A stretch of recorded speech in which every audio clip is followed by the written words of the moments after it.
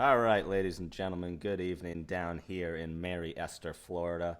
My co-host Drew Luster coming in from Gloucester, Massachusetts, way up back home.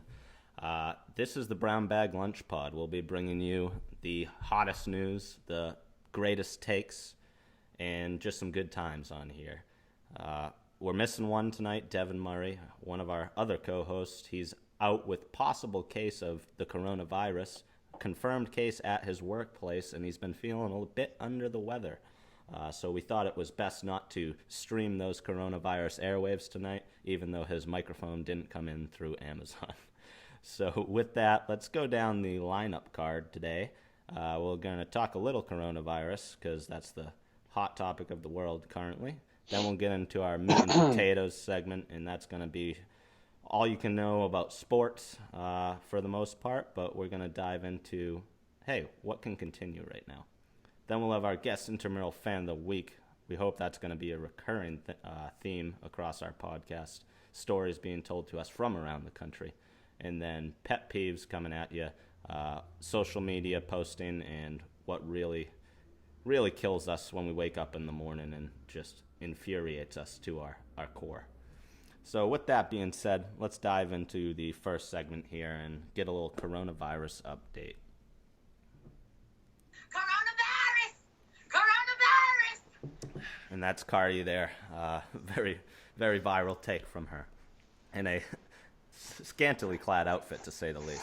Yeah, it's almost like she looks like a knight in shining armor. She's wearing some like gold linked type of dress, which you don't hate it, but you more so, you just respect it, you know? Some leather and lace, absolutely. So past couple days I've been thinking, everybody's thinking, how the heck can we cure this thing? How can we get past it as quick as possible? And the one thing that kept popping up in my mind, and then I saw a meme of it, was when dogs get an itch on their face, a little rash maybe, you don't want them itching it, what do? You put that cone of shame on. And with that cone of shame comes a little bit of not sanity. Shame. I mean, sanitization. So there's really no other way to put it. You hit the nail on the head. We're at a point now, globally, where I don't care if you wake up with, a minor case of allergies. You're going into your living room after you cure that cup of coffee, and you're throwing on the living room lampshade around your neck from 9 to 5, and that's just how it has to be, I think, at this point. We'll get into this a little bit later, but, we've seen some people who, I guess the way I would look at it is are a little bit insensitive to the idea of this pandemic, which is growing and increasing rapidly. So, the cone of shame, I think it's a great idea, and I think it's perfect for certain people who just can't help themselves. Yeah. I mean, think of Bed Bath & Beyond, the lampshade sales that would be going on right now. I mean, they'd be through the roof. The stocks for Bed Bath & Beyond would be back up. With that being said, let's dive right into that topic. I think you're hinting at it, foreshadowing, some would say.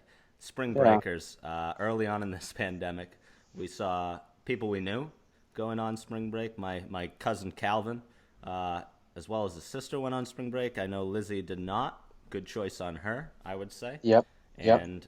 But it's insensitive to what was going on at the time. I would like to think by now everybody understands the repercussions, but there is a certain population that people think does not get it. It would be the generation just below us. So, 4 years-ish away from when we graduated back in 2014 from Gloucester Public High School.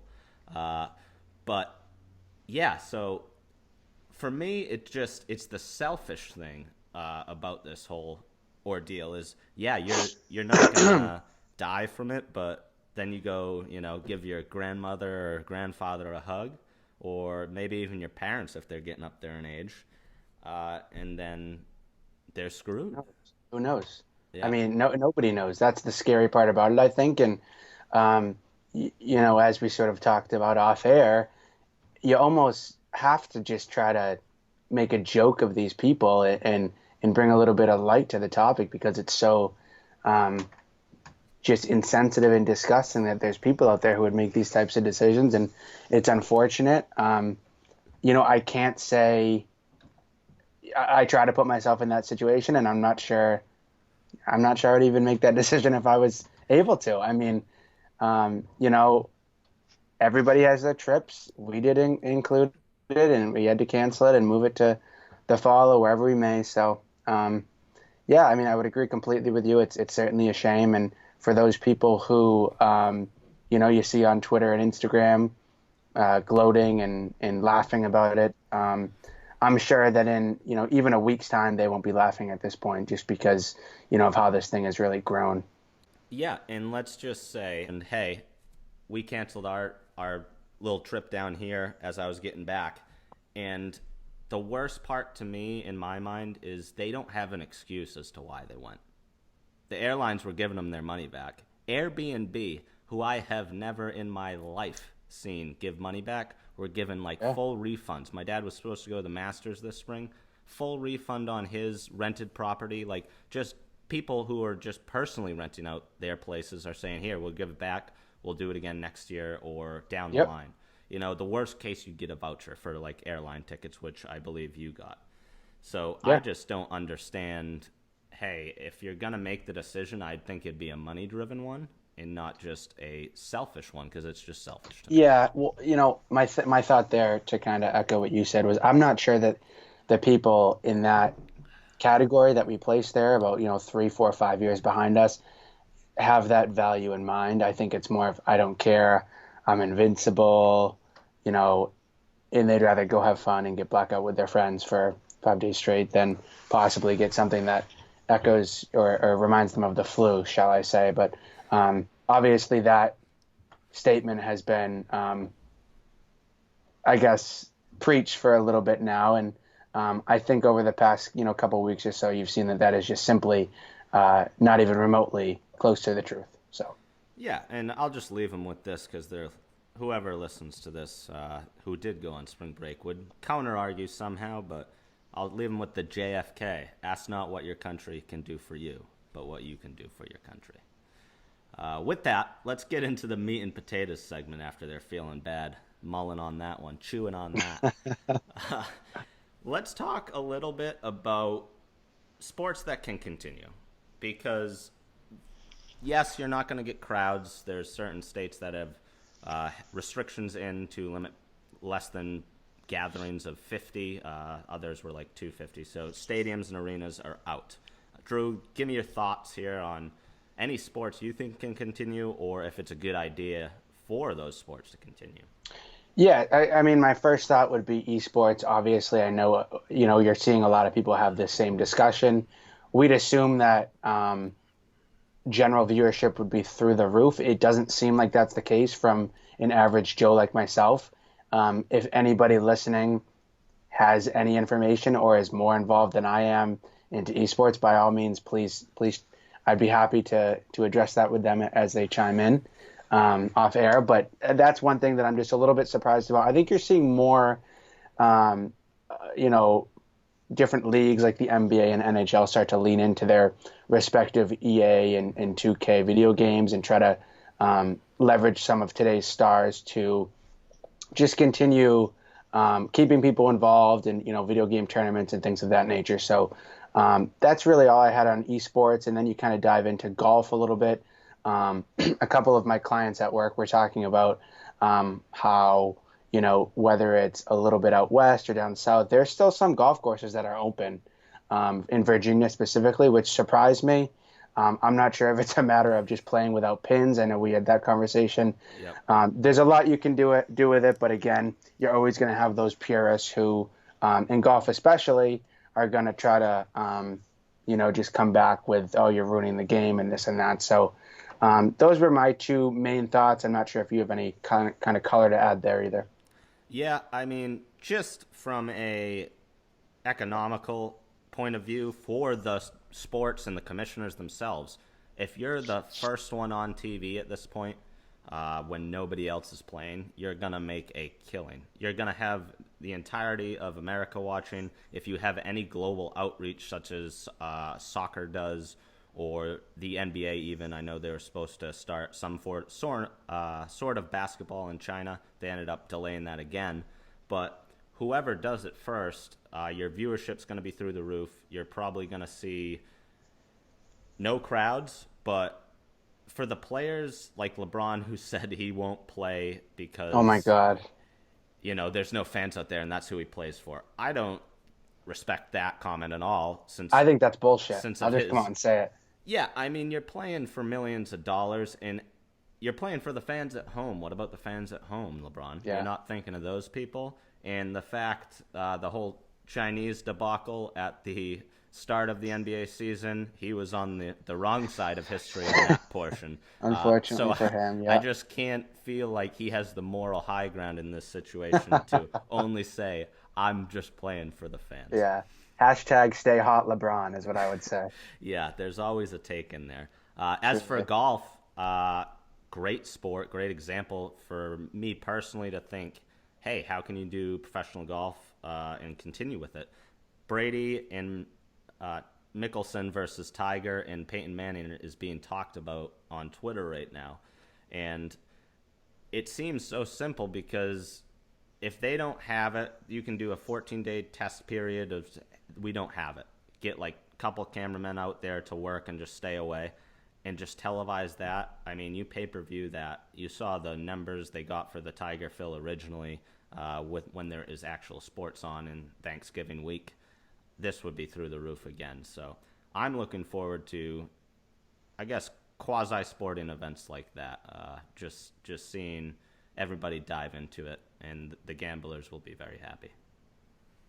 No doubt about it. I think you kind of hit the nail on the head. And then my last point, which I think a lot of people are probably aware of, is what I like to call the Ocho sports. I don't know if you guys saw last weekend, but ESPN The Ocho made a brief return last weekend. I think it was on a Saturday or Sunday afternoon, and they played all of the oddball sports, like I think it was darts, stack cup, cornhole, all of those types of weird sports that have been on where, I think you could probably pull it off depending on how you set it up, sort of like you said with golf, Kurt. I think it depends on the logistics of it. You have to be smart with, the implementation. But at the end of the day, whoever does choose to end up taking that first step and, taking that leap of faith and trying to kind of broadcast something is gonna probably, benefit in a great way. Yeah, and it's totally doable. The precautions you'd have to take, it takes time, but yes, is doable. With that, let's roll right into my good friend, my past roommate. He's going to be our guest intramural fan of the week. This guy's filled with stories. Let's see if he can pick a good one for us here. All right, ladies and gents, here with Ricky Reviews, Rick Rignola, coming in from Patchogue, New York on Long Island. He's going to be our intramural guest of the week. Rick, I'll let you dive in. I'm going to set the scene a little for you. Down in Fairfield, Connecticut, spanning from the years 2014 to 2018 here is your intramural career with the Pioneers. So we'll let you dive right in with your story of the week. Yeah, thank you very much to both of you for having me on. So we're going to start off dodgeball playoffs. Bunch of guys from the honors floor in Roncalli Hall. Just 6 guys that really don't belong doing anything athletic. We show up to the dodgeball playoffs of intramurals at Sacred Heart, and first up we got a bunch of frat guys. We're down early, but we come back, we rally, we beat them. There's a lovely moment at the end of that first game where someone tries to peg Kurt from about a foot away after the whistle. Kurt catches it, throws it right back in his face. They run away, tails tucked between our legs. Yeah. Next up, the key to that story too was just how much of like a douche squad that was that we were facing. I mean, those kids the entire game awful. Complaining. The rules were completely broken. The refs were getting bullied by these football guys who were playing, or frat guys. And so the kid comes up, it's like a one-on-one at the end.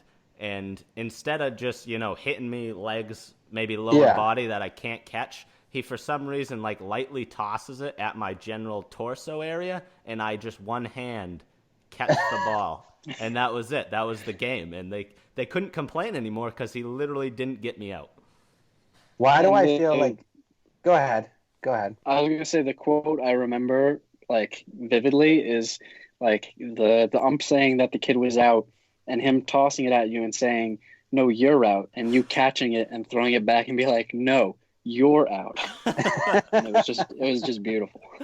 What I was gonna say is that's like a stereotypical situation where like there's no one else you would, I guess, think about or picture in your head than just a hardo frat guy just trying to like get under your skin, and you just throw it right back in his face. Absolutely. I mean, it's one of the greatest feelings of my life, I would have to say, in the moment. If I could replicate that and inject it into my veins every single morning, I would.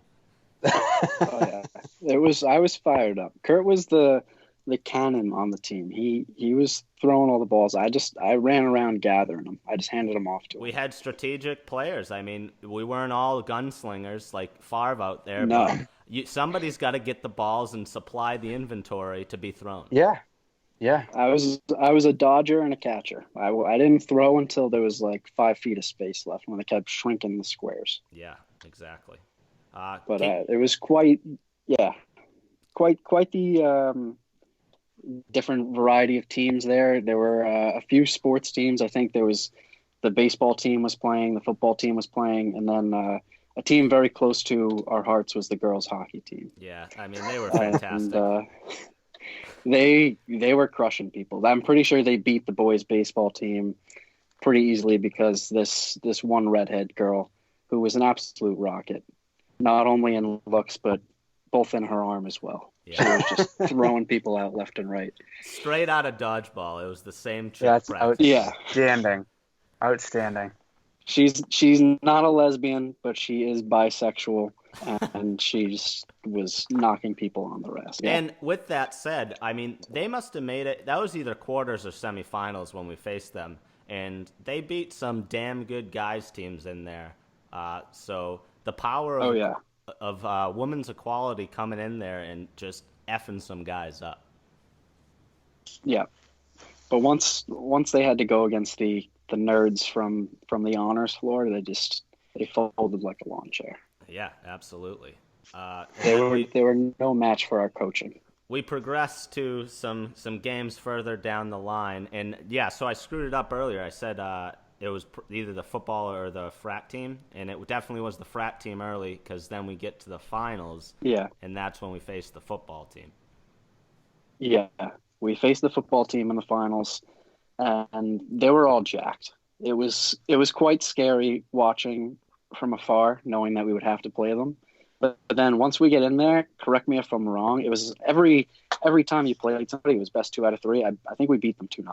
Yeah, they were not our hardest game, that's for sure.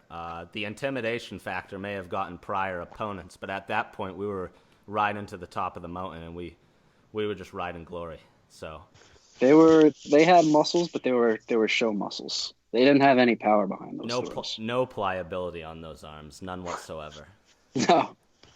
No, they definitely were not following the TB12 method. And with that, I know it was either you or Mike G, our other roommate, the next day showing up to class. You get T-shirts for these intramural championships, which we took a lot of pride in down at Sacred Heart. And Rick, if you can just dive into that scenario a little. Yeah. So the way they were doing the dodgeball league was that there were 2 divisions, which really were no different. They were just 2 different groups of teams, and then at the end, like the winners of those 2 divisions played each other, and we played the football team and we beat them. But the intramural lady who was in charge of everything, she gave shirts to winners of both divisions, and so this kid wears you hate to see that. the shirt to class, and I think it was Mike G confronted him and was just like, "Guy, what are you doing? You lost." Yeah, and at that point, it's integrity of the league. Like if you get a shirt, you cannot wear that. That shirt you can't wear it in public at least. I mean, that's a pajama shirt at that's best. the shirt you put bed under the covers. You don't want anybody seeing or hearing about that shirt. And then I can't even imagine if I'm that kid in class and to wear it in public in class. The kid from the honors floor is coming down and calling you out. Mike G, if you've met Mike G in person, him telling this to a football kid, that's a comedy. It is. Especially when he's 18 years old. and still running 70 miles a week. He weighed maybe 120 pounds soaking wet. Yeah, a frail little body he was at that point. Just coming and calling him out. I like to envision the story with maybe the guy's girlfriend sitting next to him, just looking at him in disgust, a good old... knowing that she's dating a fraud. Yeah, basically Mike G coming in and cucking him. Oh my God, that's about what happened. Good old as good close old to a middle cucking as class. we can in a college classroom. Absolutely. Outside of any websites we won't name here because we don't do free advertising. And then, but we can.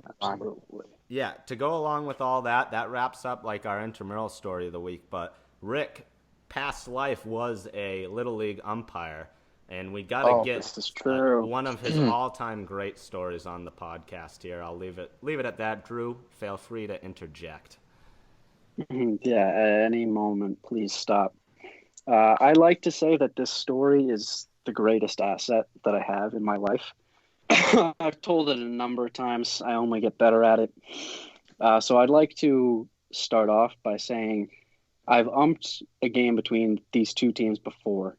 And the coaches of the teams came up to me afterwards and said, that was some of the best umpiring we've ever had. Thank you so much for calling a good game. I said, thank you. Went on my merry way. Yeah. I come back now. It's the playoffs. First round of the playoffs, these two teams are facing each other again.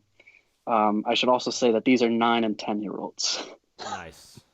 Thank you for mentioning that and clarifying. Yeah.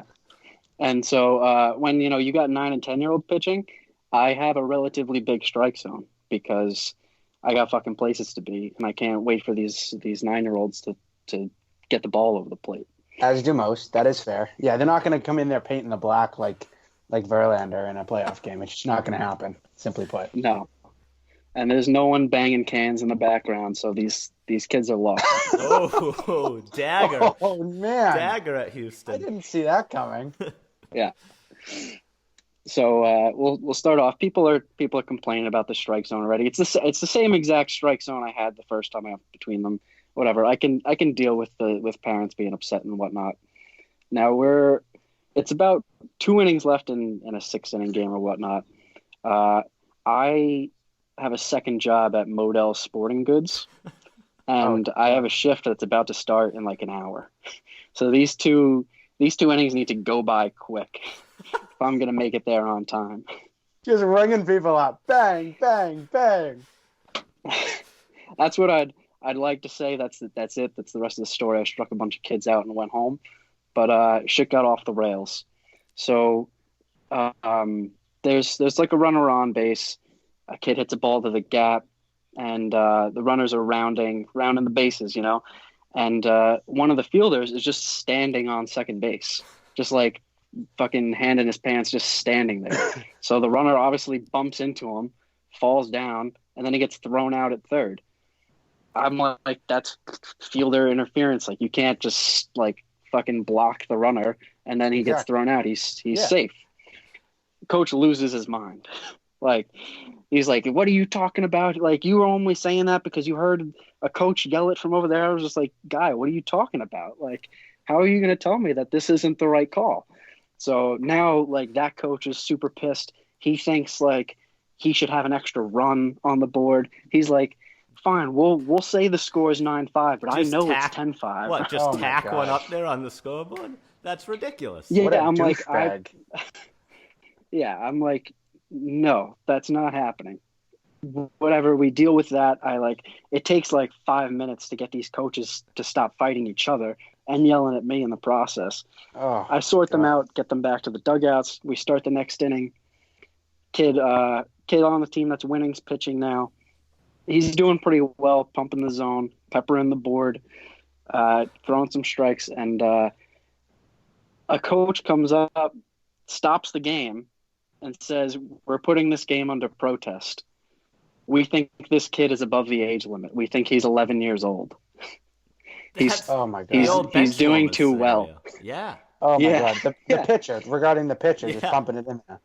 Yeah, because this is a 9 and 10-year-old league. They think the kid's 11, and meanwhile the kid weighs like 50 pounds. Like, he does not look old. Yeah, like there's no physical evidence behind that allegation. Yeah, and so I'm like, what the hell am I supposed to do? They're like, it's a fucking little league game of 9 and 10-year-olds. The game's under protest. I'm just like, I'm just gonna disregard that. Sure, the game's under protest. Whatever you say. I was like, is anyone this kid's father? And I'm like, he's some guy raised his hand. I'm like, how old is he? They're like, he's 9 years old. It's like, how are you gonna call this 9-year-old 11? I'll hammer the under. Hammer the under. Yeah. Yeah. So things are just tense. Everybody's really pissed. Like, this is now taking forever to get through this game. It's now time to just ring people up. So the kid's throwing. I'm striking people out left and right. The balls are in the dirt, like over the kids' heads, behind them. Strikes. I don't care. Like, this has got to end. So I think my favorite part is now a ball that hits a kid, but as it hits him, he tries to get out of the way, but he flails with the bat, like unintentionally, and the bat goes through the zone. So I ring him up. That's a strike. Yeah, I ring him up. I said, drop the bat. Get that bat out of the zone. Yeah. He should have known better. Yeah. Well, it's that and the elbow and the arm. He like took his hands apart. Yeah. Oh yeah, the arm, his left, because he was a righty, so the left arm held the bat and he like spread his arms apart. I said the bat went through the zone. Strike 3. Sit down. Oh, the Jesus. Mother is directly behind home plate, and she loses her goddamn mind, and she starts yelling, "Deplorable! Deplorable! This is deplorable. You should be ashamed of yourself." And I just turn around and say, "That's the rule. These are the rules of baseball. Get over it." Absolutely. And I do not deplorable, care. The use of deplorable way ahead of her time in this scenario. I mean, this is maybe 6 to 8 years ahead of when we're talking it was used in the mainstream media. So good on her for using the dictionary and fishing that one out from the deep end. I had no idea what that word even meant. I'm not sure what I would have done in that situation if that woman, but after just being able to feel and possibly even see the tension along the field among the dugouts, having that woman, who I'd like to consider, the Karens with the bob haircut, who have a problem with just about everything that exists on Earth.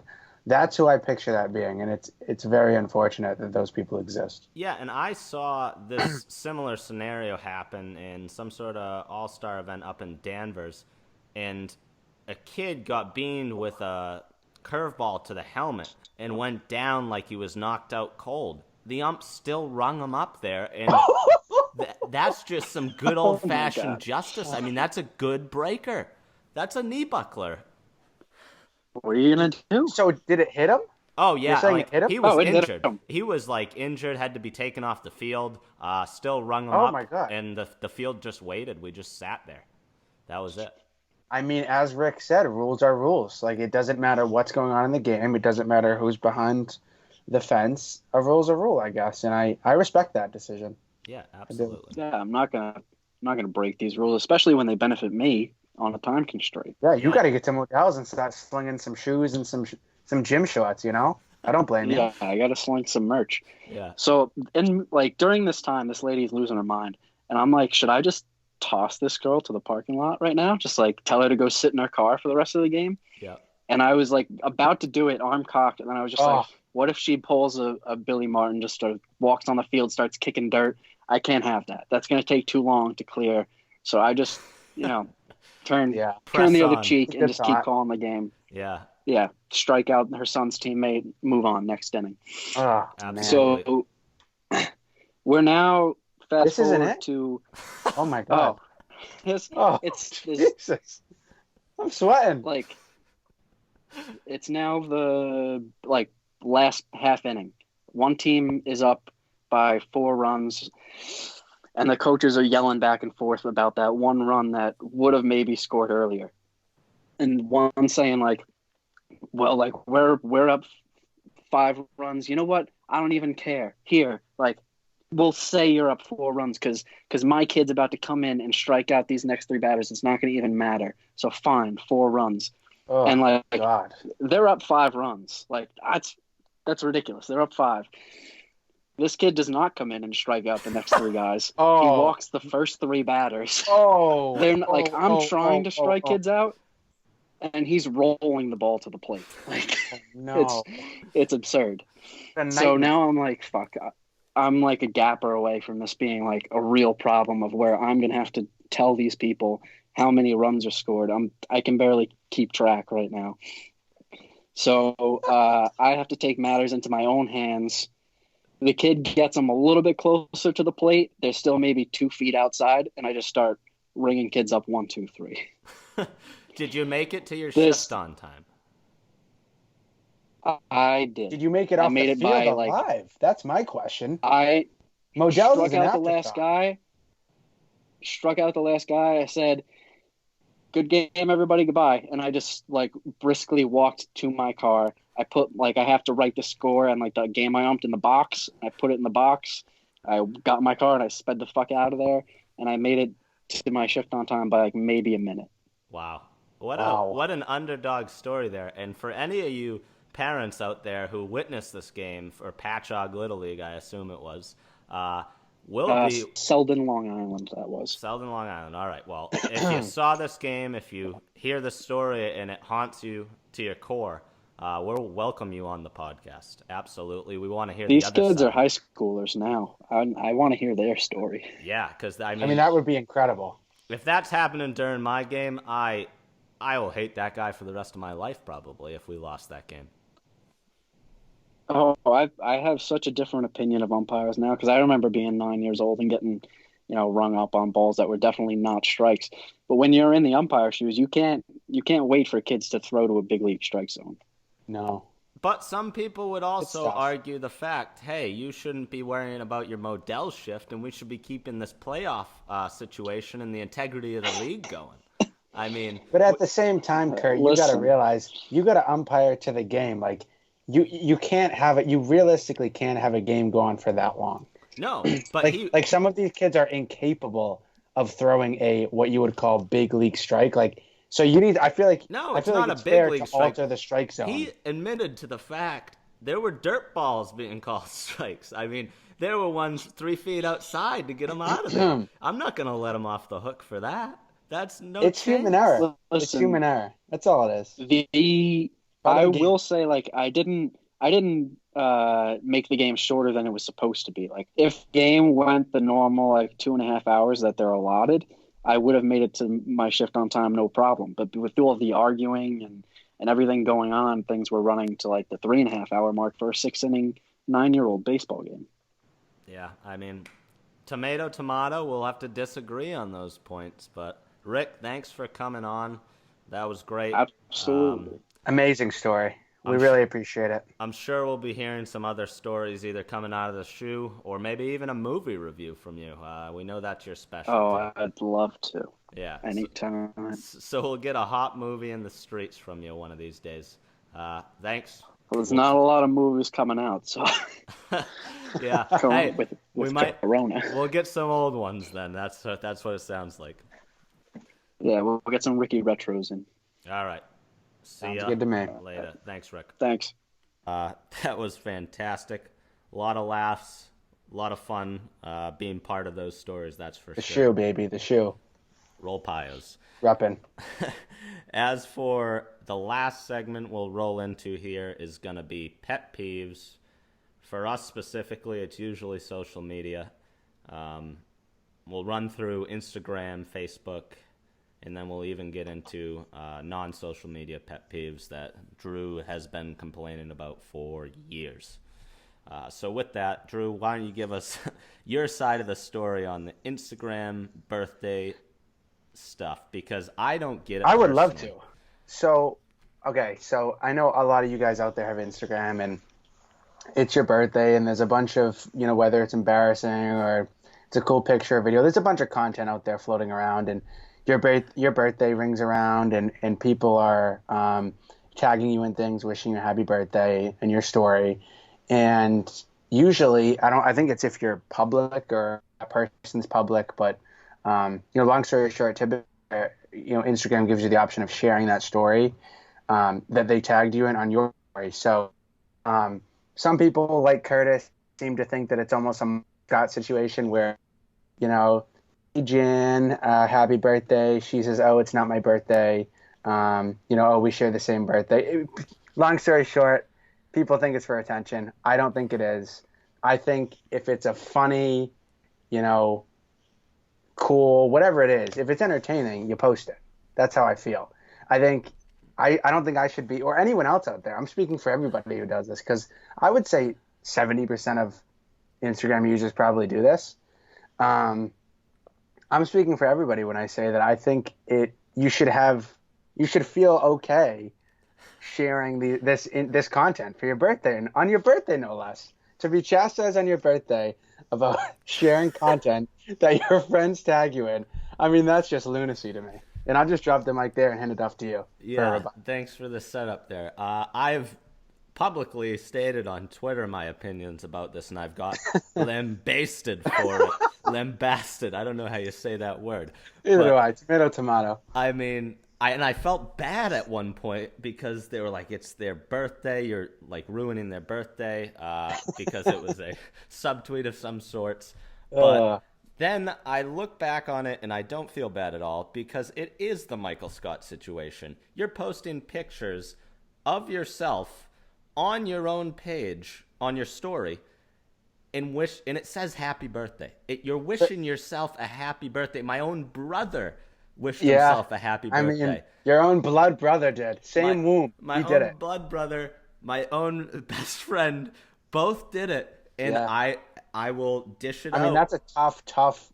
You got to feel horrible. No, I didn't feel horrible at all, because I wished him a happy birthday earlier in the day, and then he did that. That way I could go and ridicule him for it, just like I did you on your own birthday. Yeah, because you need to keep people honest.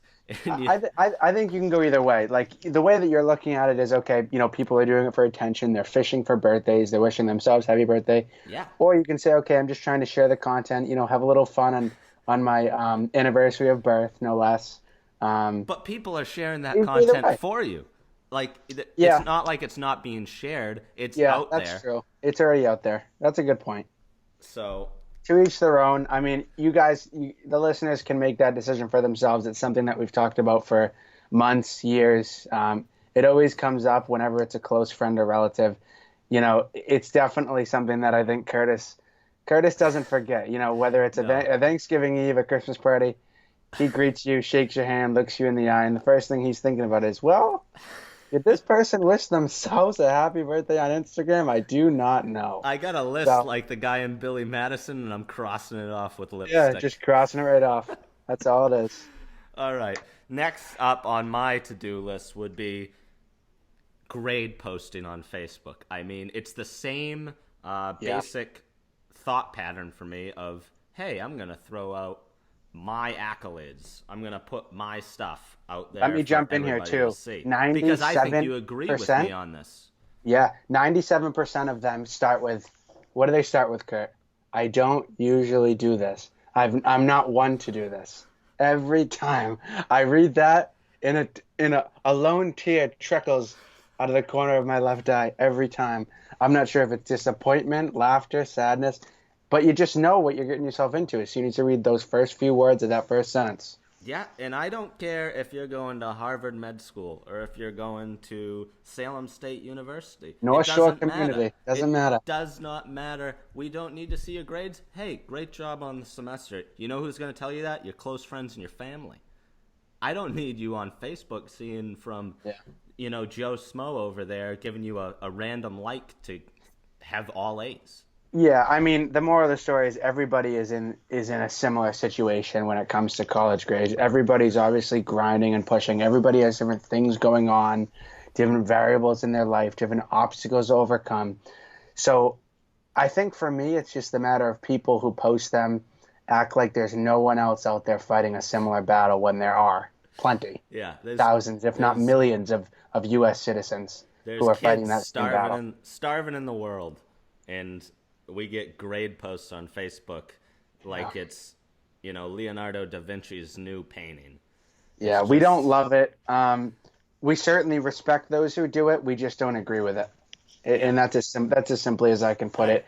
So the next time you see a posting on Facebook that starts with, I don't usually do this. Think of us and think of the right way to view that individual at that very moment. We'd appreciate that. First Amendment, as always, but yeah, I can't get past those if I see it. Lastly, Yeah. let's get into your personal favorite.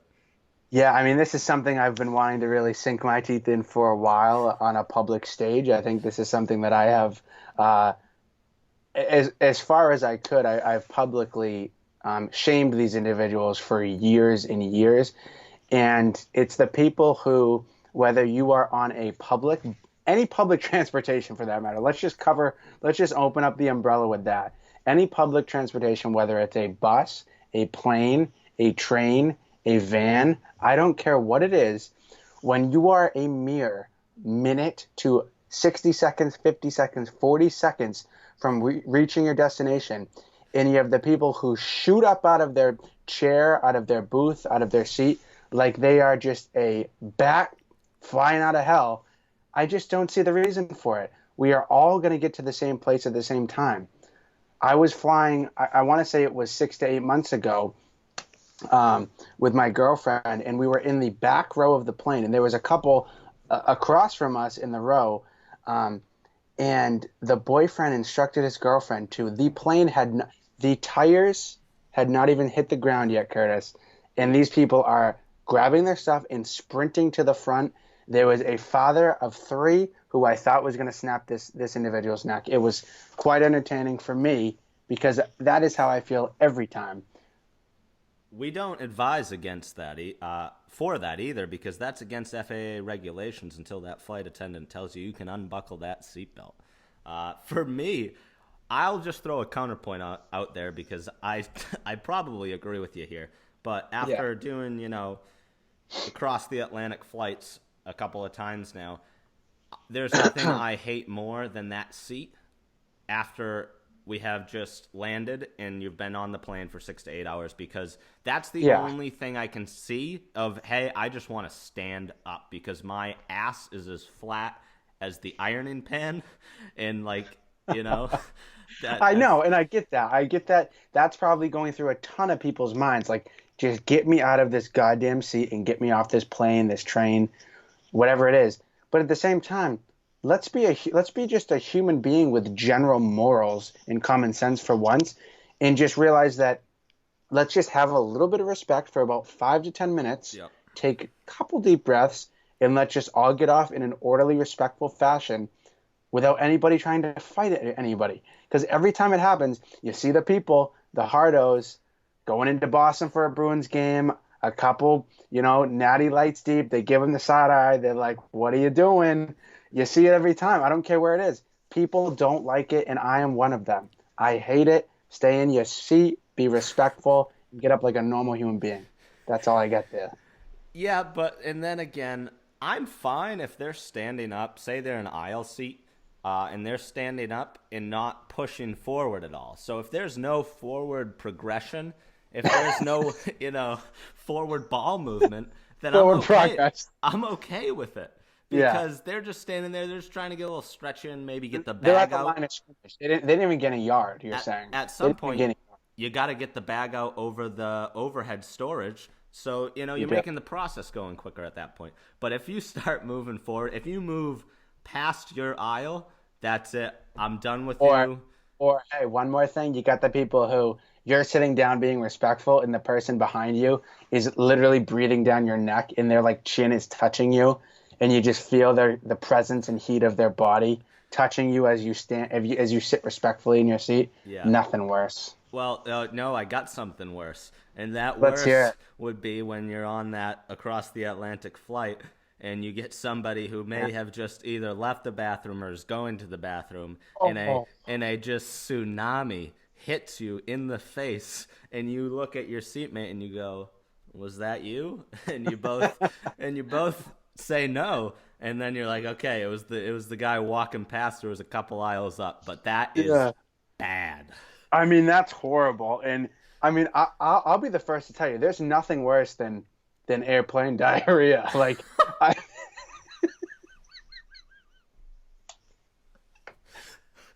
All right, yeah. I mean, I wouldn't want it. I wouldn't wish it upon my worst of enemy. No, first off, it's a horrible feeling to have that sweat on the upper lip. Your stomach starts to churn, and you realize that there's two bodies in front of you that you need to get by to get to that bathroom. And that's not a fun experience because once you get to the bathroom, the journey has just started because that is not a fun bathroom to be in at all. So my best advice to those people are, from the other side, looking at what, the opinion that you're saying is try to eat right, try to get some sleep, mix in a couple waters, hold off on the vodka soda till you get there because it's going to be a bad time. Maybe don't get the beef ravioli airplane dinner either. You might want to hold off. Yeah, maybe lay off of the haddock on the plane in Middle America and try to go with maybe a slab of chicken or some pasta or something, a little bit less risky. Yeah, and then when you get to the bathroom, say everything goes well, you got to deal with that Mike Luster 1-ply toilet paper, and that again. Oh my I mean, God. You can see through that stuff. It's so You bad. can. You literally can. It's like you're wearing a pair of glasses. If you don't lay that baby up by like 6 or 7 sheets, your finger's going directly through into your small intestine every time. All right, and with that, we'll let you guys out of here because that got a little dark at the end. But Drew, as always, a pleasure. We hope to have Devin on for episode 2 in the coming days. Pleasure. And we'll try to give you guys some good side of quarantine, maybe. Who knows? And I got a good one sitting on deck here with screen porches down south versus back home. And before we go, I'd like to make a quick note and thank Samuel Adams yes. Out of Boston, Mass. Yep. We love Sam Adams. They're our sponsor for the day.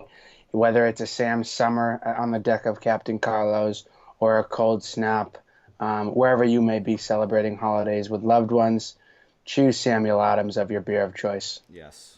And as always, with the hat you got going and the vest I got on, roll Pios. Roll Pios. Godspeed.